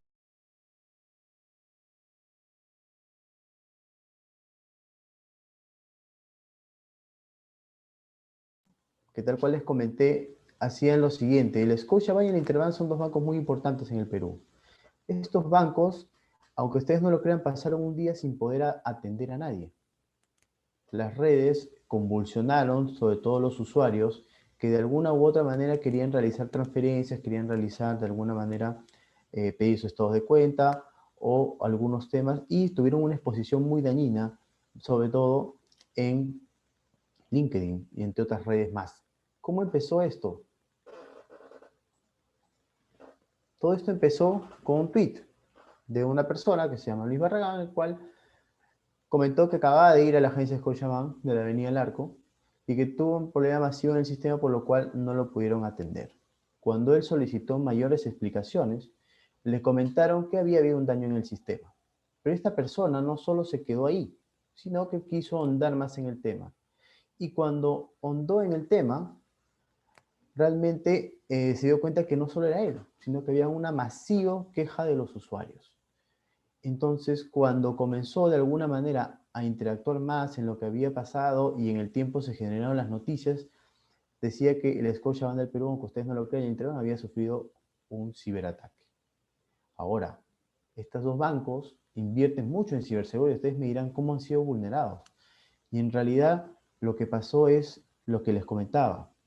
En el caso del banco Scotiabank, un usuario interno de esta compañía de alguna manera había estado indagando en páginas que generaban muchos virus y por ahí se coló un hacker. Este hacker dañó toda la parte de lo que es el frontline de todo lo que son temas de servicios bancarios y de alguna manera bloqueó el sistema con el que nosotros nos acercamos a cada agencia a poder realizar nuestras transferencias. Entonces, ¿qué les quiero decir? Que en el Perú, nuevamente, el problema no son a veces las entidades, sino que son las personas, que tienen que concientizar que el tema de ciberseguridad puede afectar no solo su trabajo, sino que puede afectar hasta la manera de vivir que tiene uno y sobre todo que quiere agregar valor a las personas que de alguna manera interactúan en el trabajo que uno hace día a día. Imagínense esta persona que ocasionó este problema jamás se puso a pensar que diversos usuarios ese día tenían operaciones importantes que hacer. Por lo cual, nosotros debemos, en el Perú, y en este caso con Security Framework lo hacemos, tratamos de partir siempre de una concientización, ¿no? De poder decirles a los empresarios y a las personas que esto es que el tema de ciberseguridad y todos los aspectos preventivos es ahora una necesidad. Dejó de ser alguna manera de poder querer invertir, sino que sobre todo con esta nueva normalidad es una necesidad poder estar en el rumbo de este tipo de inversión y concientización. Para que ustedes vean, esto también llegó casi a todos los canales de comunicación, periódicos y redes, que de alguna u otra manera manejaron que es la República, entre otras líneas, lo que había pasado con estos bancos, ¿no? Ahora, ¿cuál es lo interesante de cuando tú eres atacado, ¿no? Tus canales de comunicaciones deben ser los más potentes para de alguna manera generar algún tema, alguna explicación de que esto pasó. En el Perú, el Interbank, como otros, comenzaron a dar ciertas respuestas que realmente no contemplaban alguna buena respuesta hacia los usuarios. Cosa que es parte de la concientizar y capacitar a las personas que de alguna manera manejan las redes de las empresas aquí en el Perú. Hay que tratar de ser veraces y transmitir a los usuarios para que quede una explicación veraz de por qué hoy día yo no pude hacer una transferencia o por qué no recibí un dinero que estaba esperando con mucha necesidad. Como ustedes ven aquí también se reportaron diversos estos y los bancos comenzaron de alguna manera a responder a estos casos. En el Perú, solo después de haber visto estos dos casos, en promedio, todos los ataques que se dan son de manera externa, como ustedes ven aquí en esta pequeña tabla. De manera interna lo vemos en segundo puesto y de alguna otra manera tenemos el tema de malware, el tema del hacking, entre otras cosas que lo que hacen es violar todo lo que son los sistemas de ciberseguridad de las diversas compañías y hasta de los usuarios.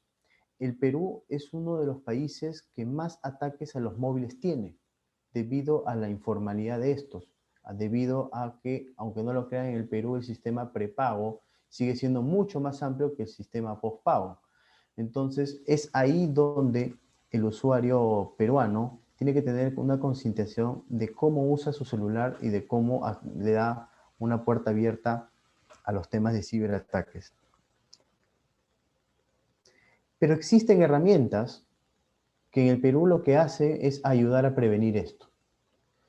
Existen herramientas como Bitdefender, como McAfee, entre otras, que en el Perú han agarrado un volumen muy importante de conocer la casuística de un ciberataque localizado en Perú, que va mucho dirigido, como les comentaba, a los temas de los móviles, dirigido mucho a las empresas que son del sector informal o emprendedoras.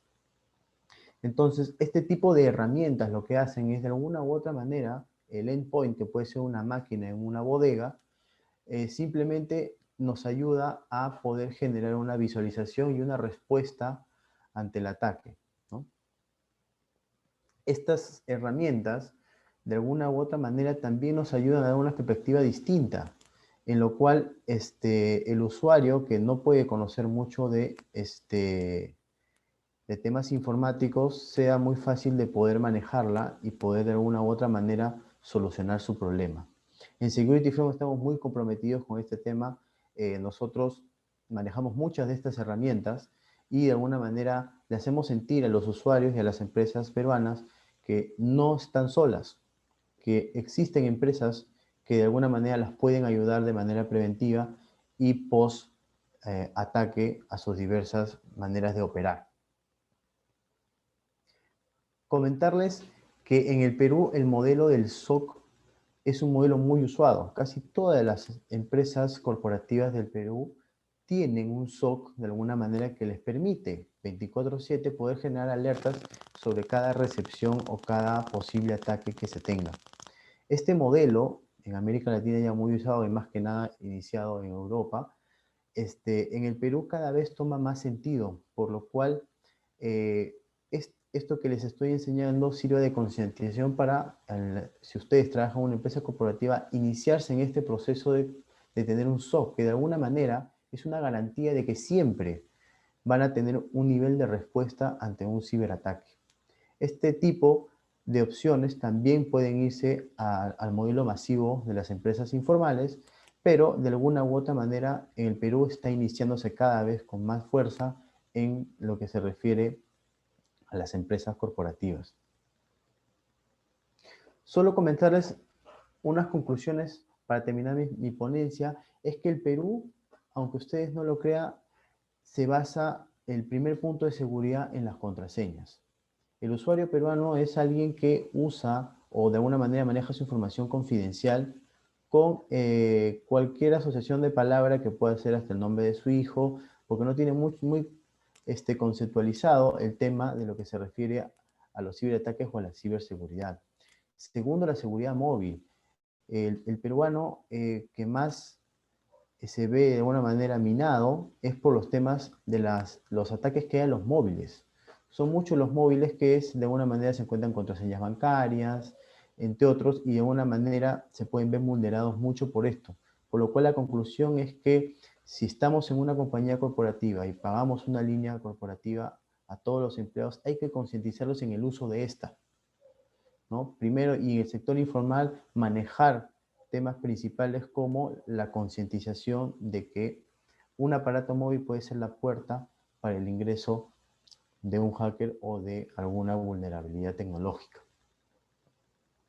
Y solo para acabar, terminar que la seguridad informática de alguna manera cubre diversas opciones. En el Perú, la seguridad informática cada vez crece más y de alguna u otra manera nos da alguna garantía de que en el tiempo, como ustedes ven, ya no seremos el número 20 a nivel mundial en lo que se refiere a ciberataques, sino que cada vez hay una concientización aún más profunda en empresas como nosotros somos en Security Framework, en dar a conocer que la seguridad informática es un canal y una forma en la cual puedes evitar bastantes costos, como lo dice Adrián, y sobre todo manejar la confidencialidad de tu información, que la información son los datos y por ende los datos es la parte más privilegiada que tiene cada compañía y cada usuario. Yo quería solo terminar diciendo que en Security Framework podemos ayudarlos a cumplir todo lo que hemos visto en estas ponencias. Muchas gracias. Muy agradecido, Enrique, por tu excelente presentación. Vamos a hacer unas pequeñas reflexiones de las 4 exposiciones que hemos tenido. Definitivamente han coincidido en varios puntos. Uno de los principales es que definitivamente dependencia de la hiperconectividad en nuestras redes y los sistemas asociados, hace necesario prestar una adecuada atención en ciberseguridad. En general, las empresas están siendo reactivas y no preventivas. De acuerdo a los expertos internacionales, se debe destinar un 10% de nuestros presupuestos en seguridad, lo cual es que muchas empresas no lo están previendo así. En general vemos que se está invirtiendo poco en ciberseguridad y esto lo están aprovechando muy bien los ciberdelincuentes. Las organizaciones deben prepararse mejor para reducir los riesgos de seguridad mientras intentan prosperar y seguir siendo competitivas. También tenemos que invertir más en capacitaciones de nuestros colaboradores, dado que el factor más vulnerable, lo hemos visto en las diferentes exposiciones, en la cadena de seguridad es el factor humano. Yo quiero agradecer a los expositores por sus brillantes presentaciones y ahora vamos a pasar a la ronda de preguntas de nuestros asistentes. La primera pregunta va para Adrián Chirotti. ¿Qué recomendaciones consideras fundamentales para ayudar a las personas a comprender lo vulnerables que somos frente a las amenazas existentes en el Internet? Sí, con respecto a las recomendaciones, nosotros tenemos que ver que el principal objeto de de los ciberdelincuentes son los datos. En el caso de una organización o en el caso de nosotros como ciudadanos, lo primero que buscan los ciberdelincuentes es obtener información nuestra, porque después, como dijeron los otros expositores, utilizan esa información para escalar y cometer otros tipos de delitos, utilizando, por ejemplo, la ingeniería social, ya sea para hacernos algún fraude a nosotros, a algún familiar, o para intermedio nuestro ingresar a la organización donde trabajamos. Entonces, creo que como recomendación puedo dar es que es importante que como ciudadanos, ya no como parte de una organización, utilicemos distintos canales que en todos los países existen para mantenernos informados de nuevas modalidades de delitos cibernéticos y de esa forma autocapacitarnos. Hoy hay muchas herramientas, ya sea, por ejemplo, un centro de respuesta ante incidentes, por ejemplo, yo comento de la ciudad de Buenos Aires, pero todos los países los tienen, o muchas empresas, donde uno puede en forma individual estar capacitándose y obteniendo información al respecto.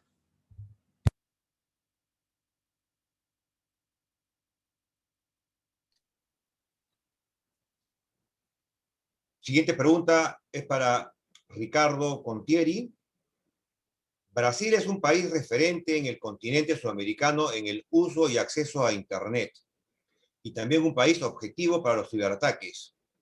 ¿Qué lecciones aprendidas consideras son las más adecuadas para tomar en cuenta en el Perú?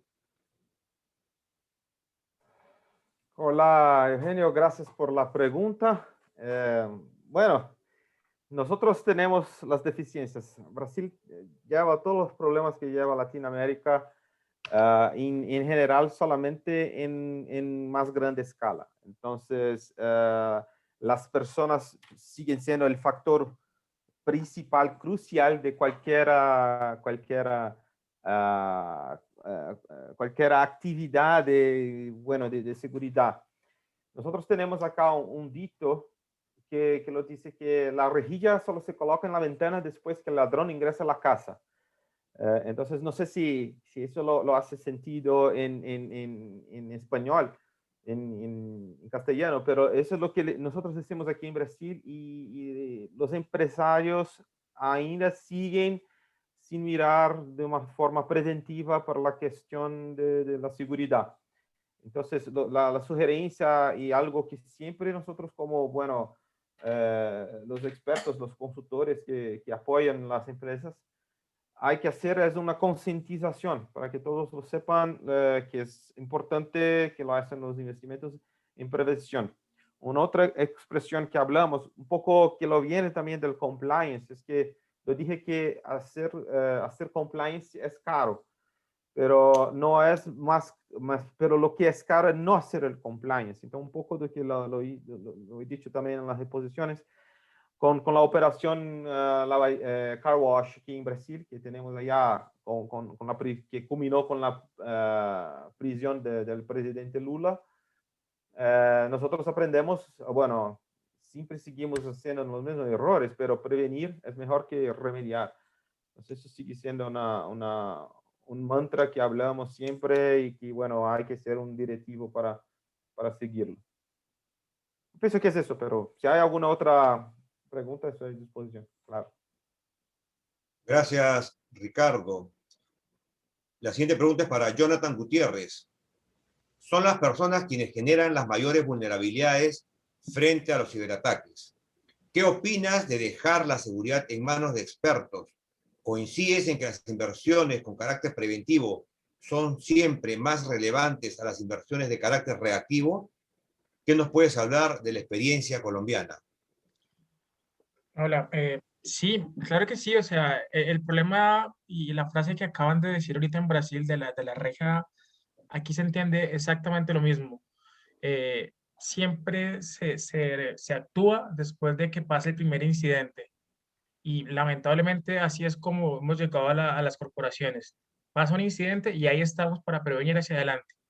Las personas no, las empresas no ven hacia el futuro, porque esto es un gasto que no lo plantean desde el comienzo.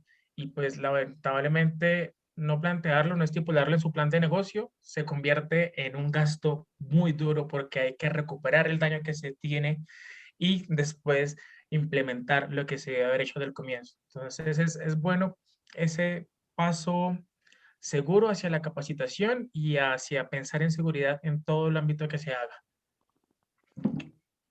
Gracias, Jonathan. La siguiente pregunta va para Enrique Cárdenas. En tu exposición hablaste de la importancia de implementar un SOC, un Centro de Operaciones de Seguridad, por sus siglas en inglés. ¿Qué puede hacer una empresa pequeña o mediana para administrar y gestionar la seguridad informática cuando no es posible invertir en un SOC? Gracias, Eugenio.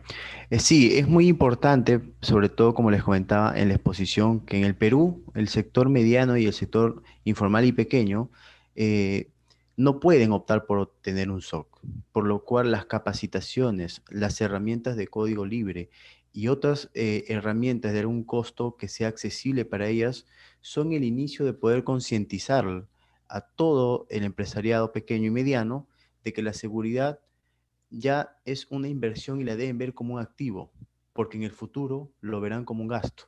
Y en el crecimiento de este tipo de organizaciones, el gasto es algo que no se puede optar en estos momentos, ¿no?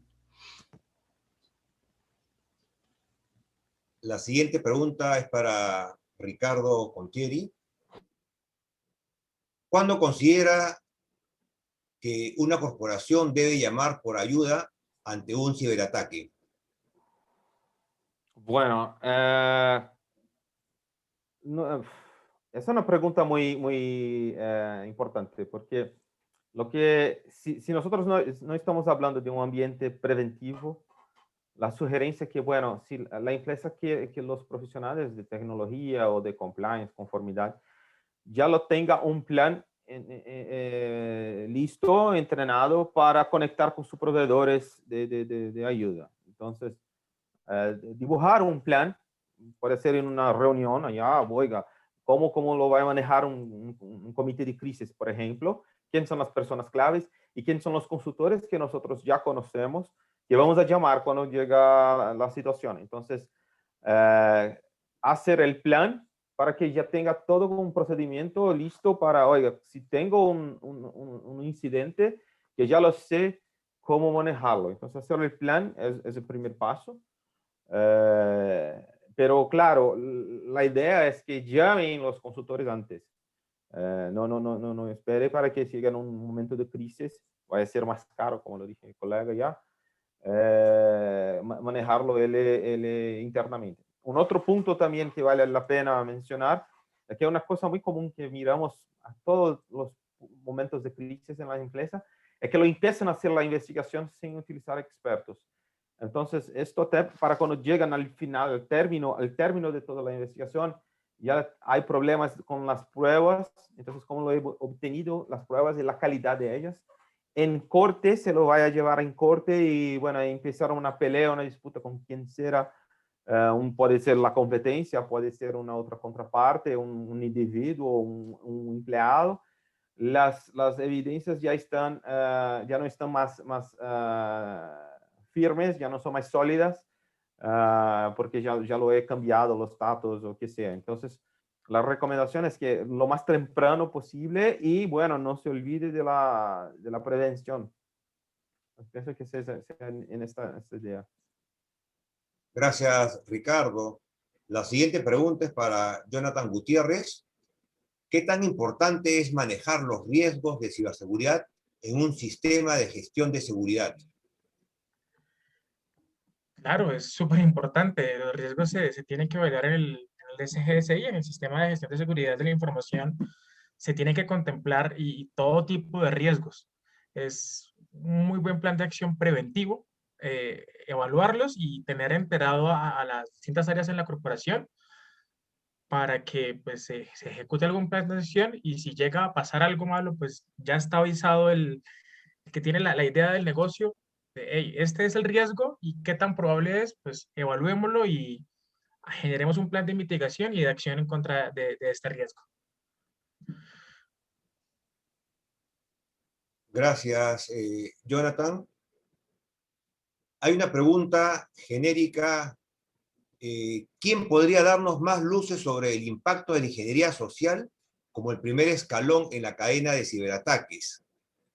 Le cedo la palabra a Adrián.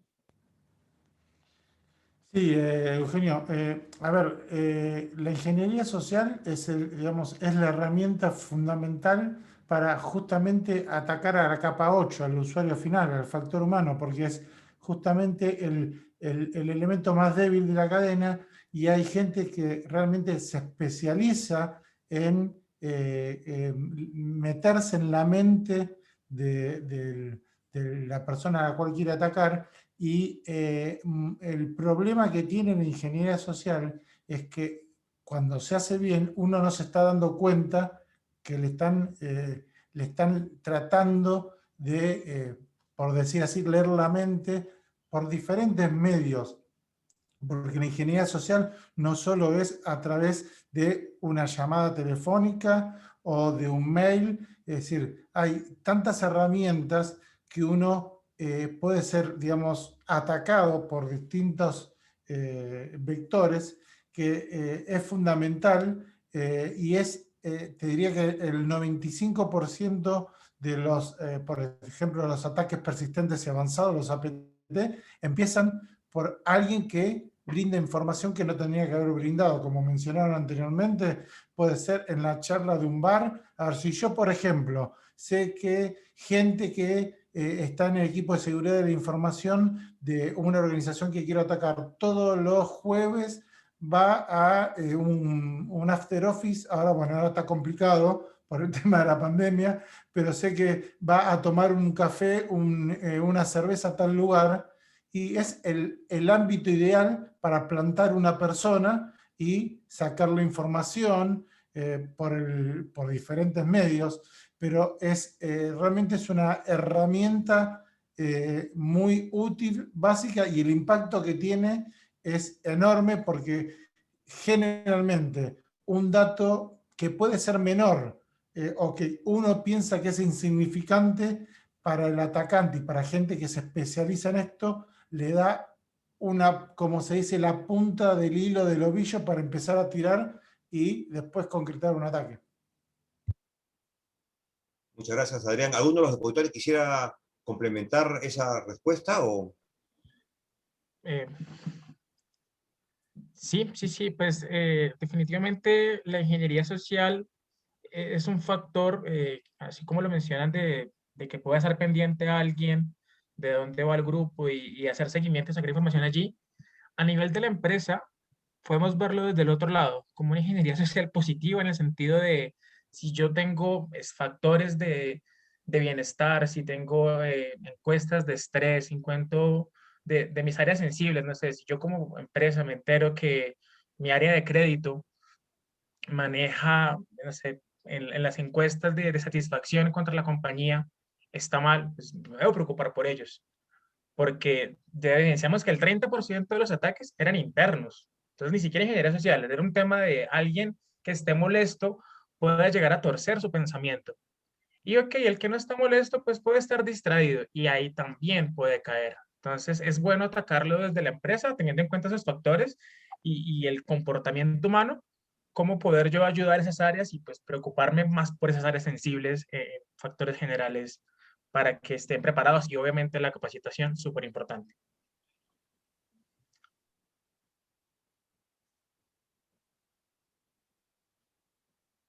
Acá hay otra pregunta genérica para los 4 expositores. Vivimos en una era de inclusión de las pequeñas y las medianas empresas a la digitalización. ¿Qué herramientas recomiendan para iniciar en lo que a ciberseguridad corresponde? Bueno, yo puedo hablar un poco para Adelante, introducir. Ricardo. Bueno, nosotros lo que hemos escuchado acá un poco sigue siendo la cuestión de entrenamiento. Entonces, hablar con los empleados, bueno, y si lo queda haciendo una pequeña empresa, que lo tenga la habilidad de compartir el conocimiento. Entonces, yo tuve un caso aquí con una empresa que, bueno, era una manejadora de títulos mobiliarios que operaba en bolsa, pero pequeños. Y ellos tuvieron un caso allá de una fraude con un nivel de complejidad alta. Y bueno, la conclusión para ellos fue, oiga, si tú lo hubiese entrenado todo el team, llegaba tenía una cuestión de llegar la información más temprana para que actuasen. Pero ellos no tenían una cultura de hablar. Entonces yo pienso que la cultura de hablar bueno, tratar los asuntos, los temas todos con las personas, la educación sigue siendo uno de los factores claves en Brasil para los pequeños y medios. Y que eso muchas veces se involucra con poner tiempo hablando con las personas.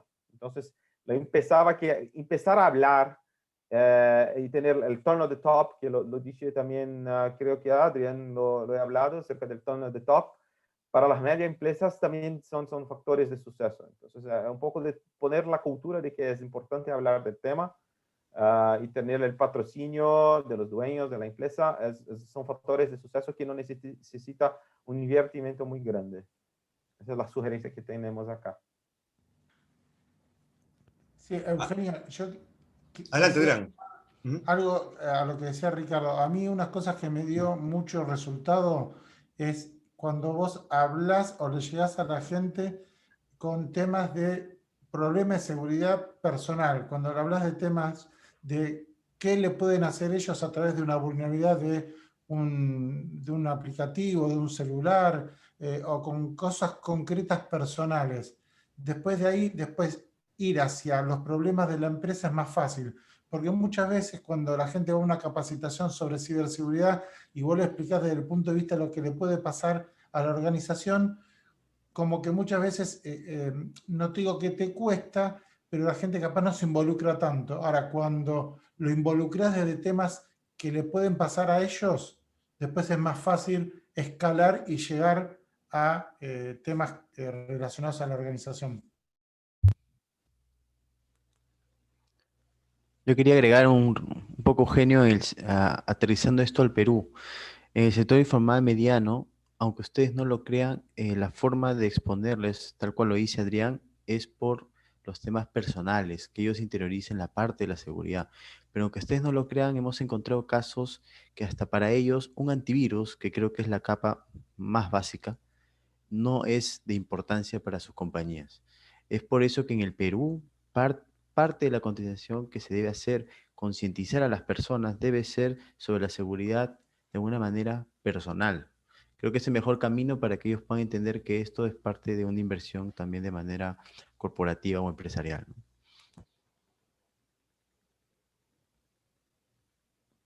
Bueno, excelentes respuestas a las preguntas que hemos tenido. Quiero agradecerles nuevamente a nuestros expositores por haber aceptado incondicionalmente participar en este webinar de un tema tan importante que hoy en día varias de las empresas están siendo afectadas por los ciberataques y la idea de este webinar era concientizarlos a que debemos invertir en la parte preventiva.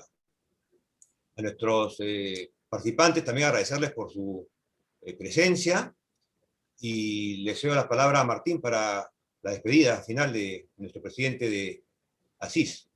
Muchas gracias, Eugenio.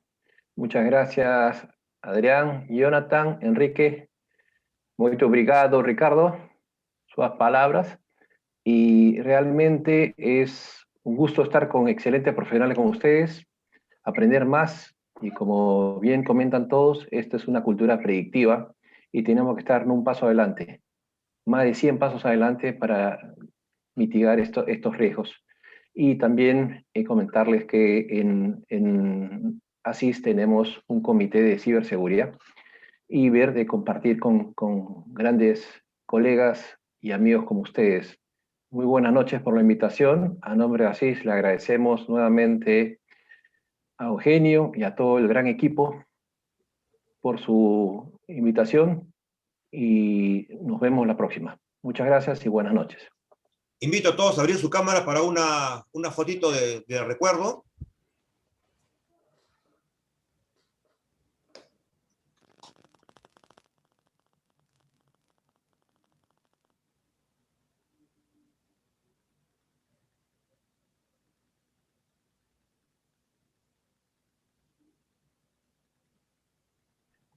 Listo, a ver, vamos a generar la fotografía.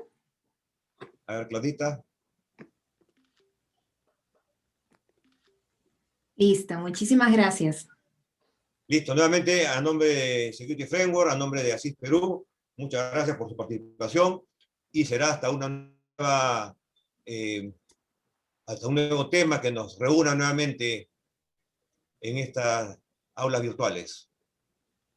Un fuerte abrazo y a cuidarse, que seguimos con el tema del virus en alza. Un fuerte abrazo y muchas gracias. Muchas gracias. Muchas gracias, Security Framework, por la invitación. Gracias a todos. Hasta luego, muchas gracias. Gracias, muchas gracias, hasta luego. En el chat hay un cuestionario, por favor, si antes de retirarse lo pueden llenar brevemente para ver sus comentarios.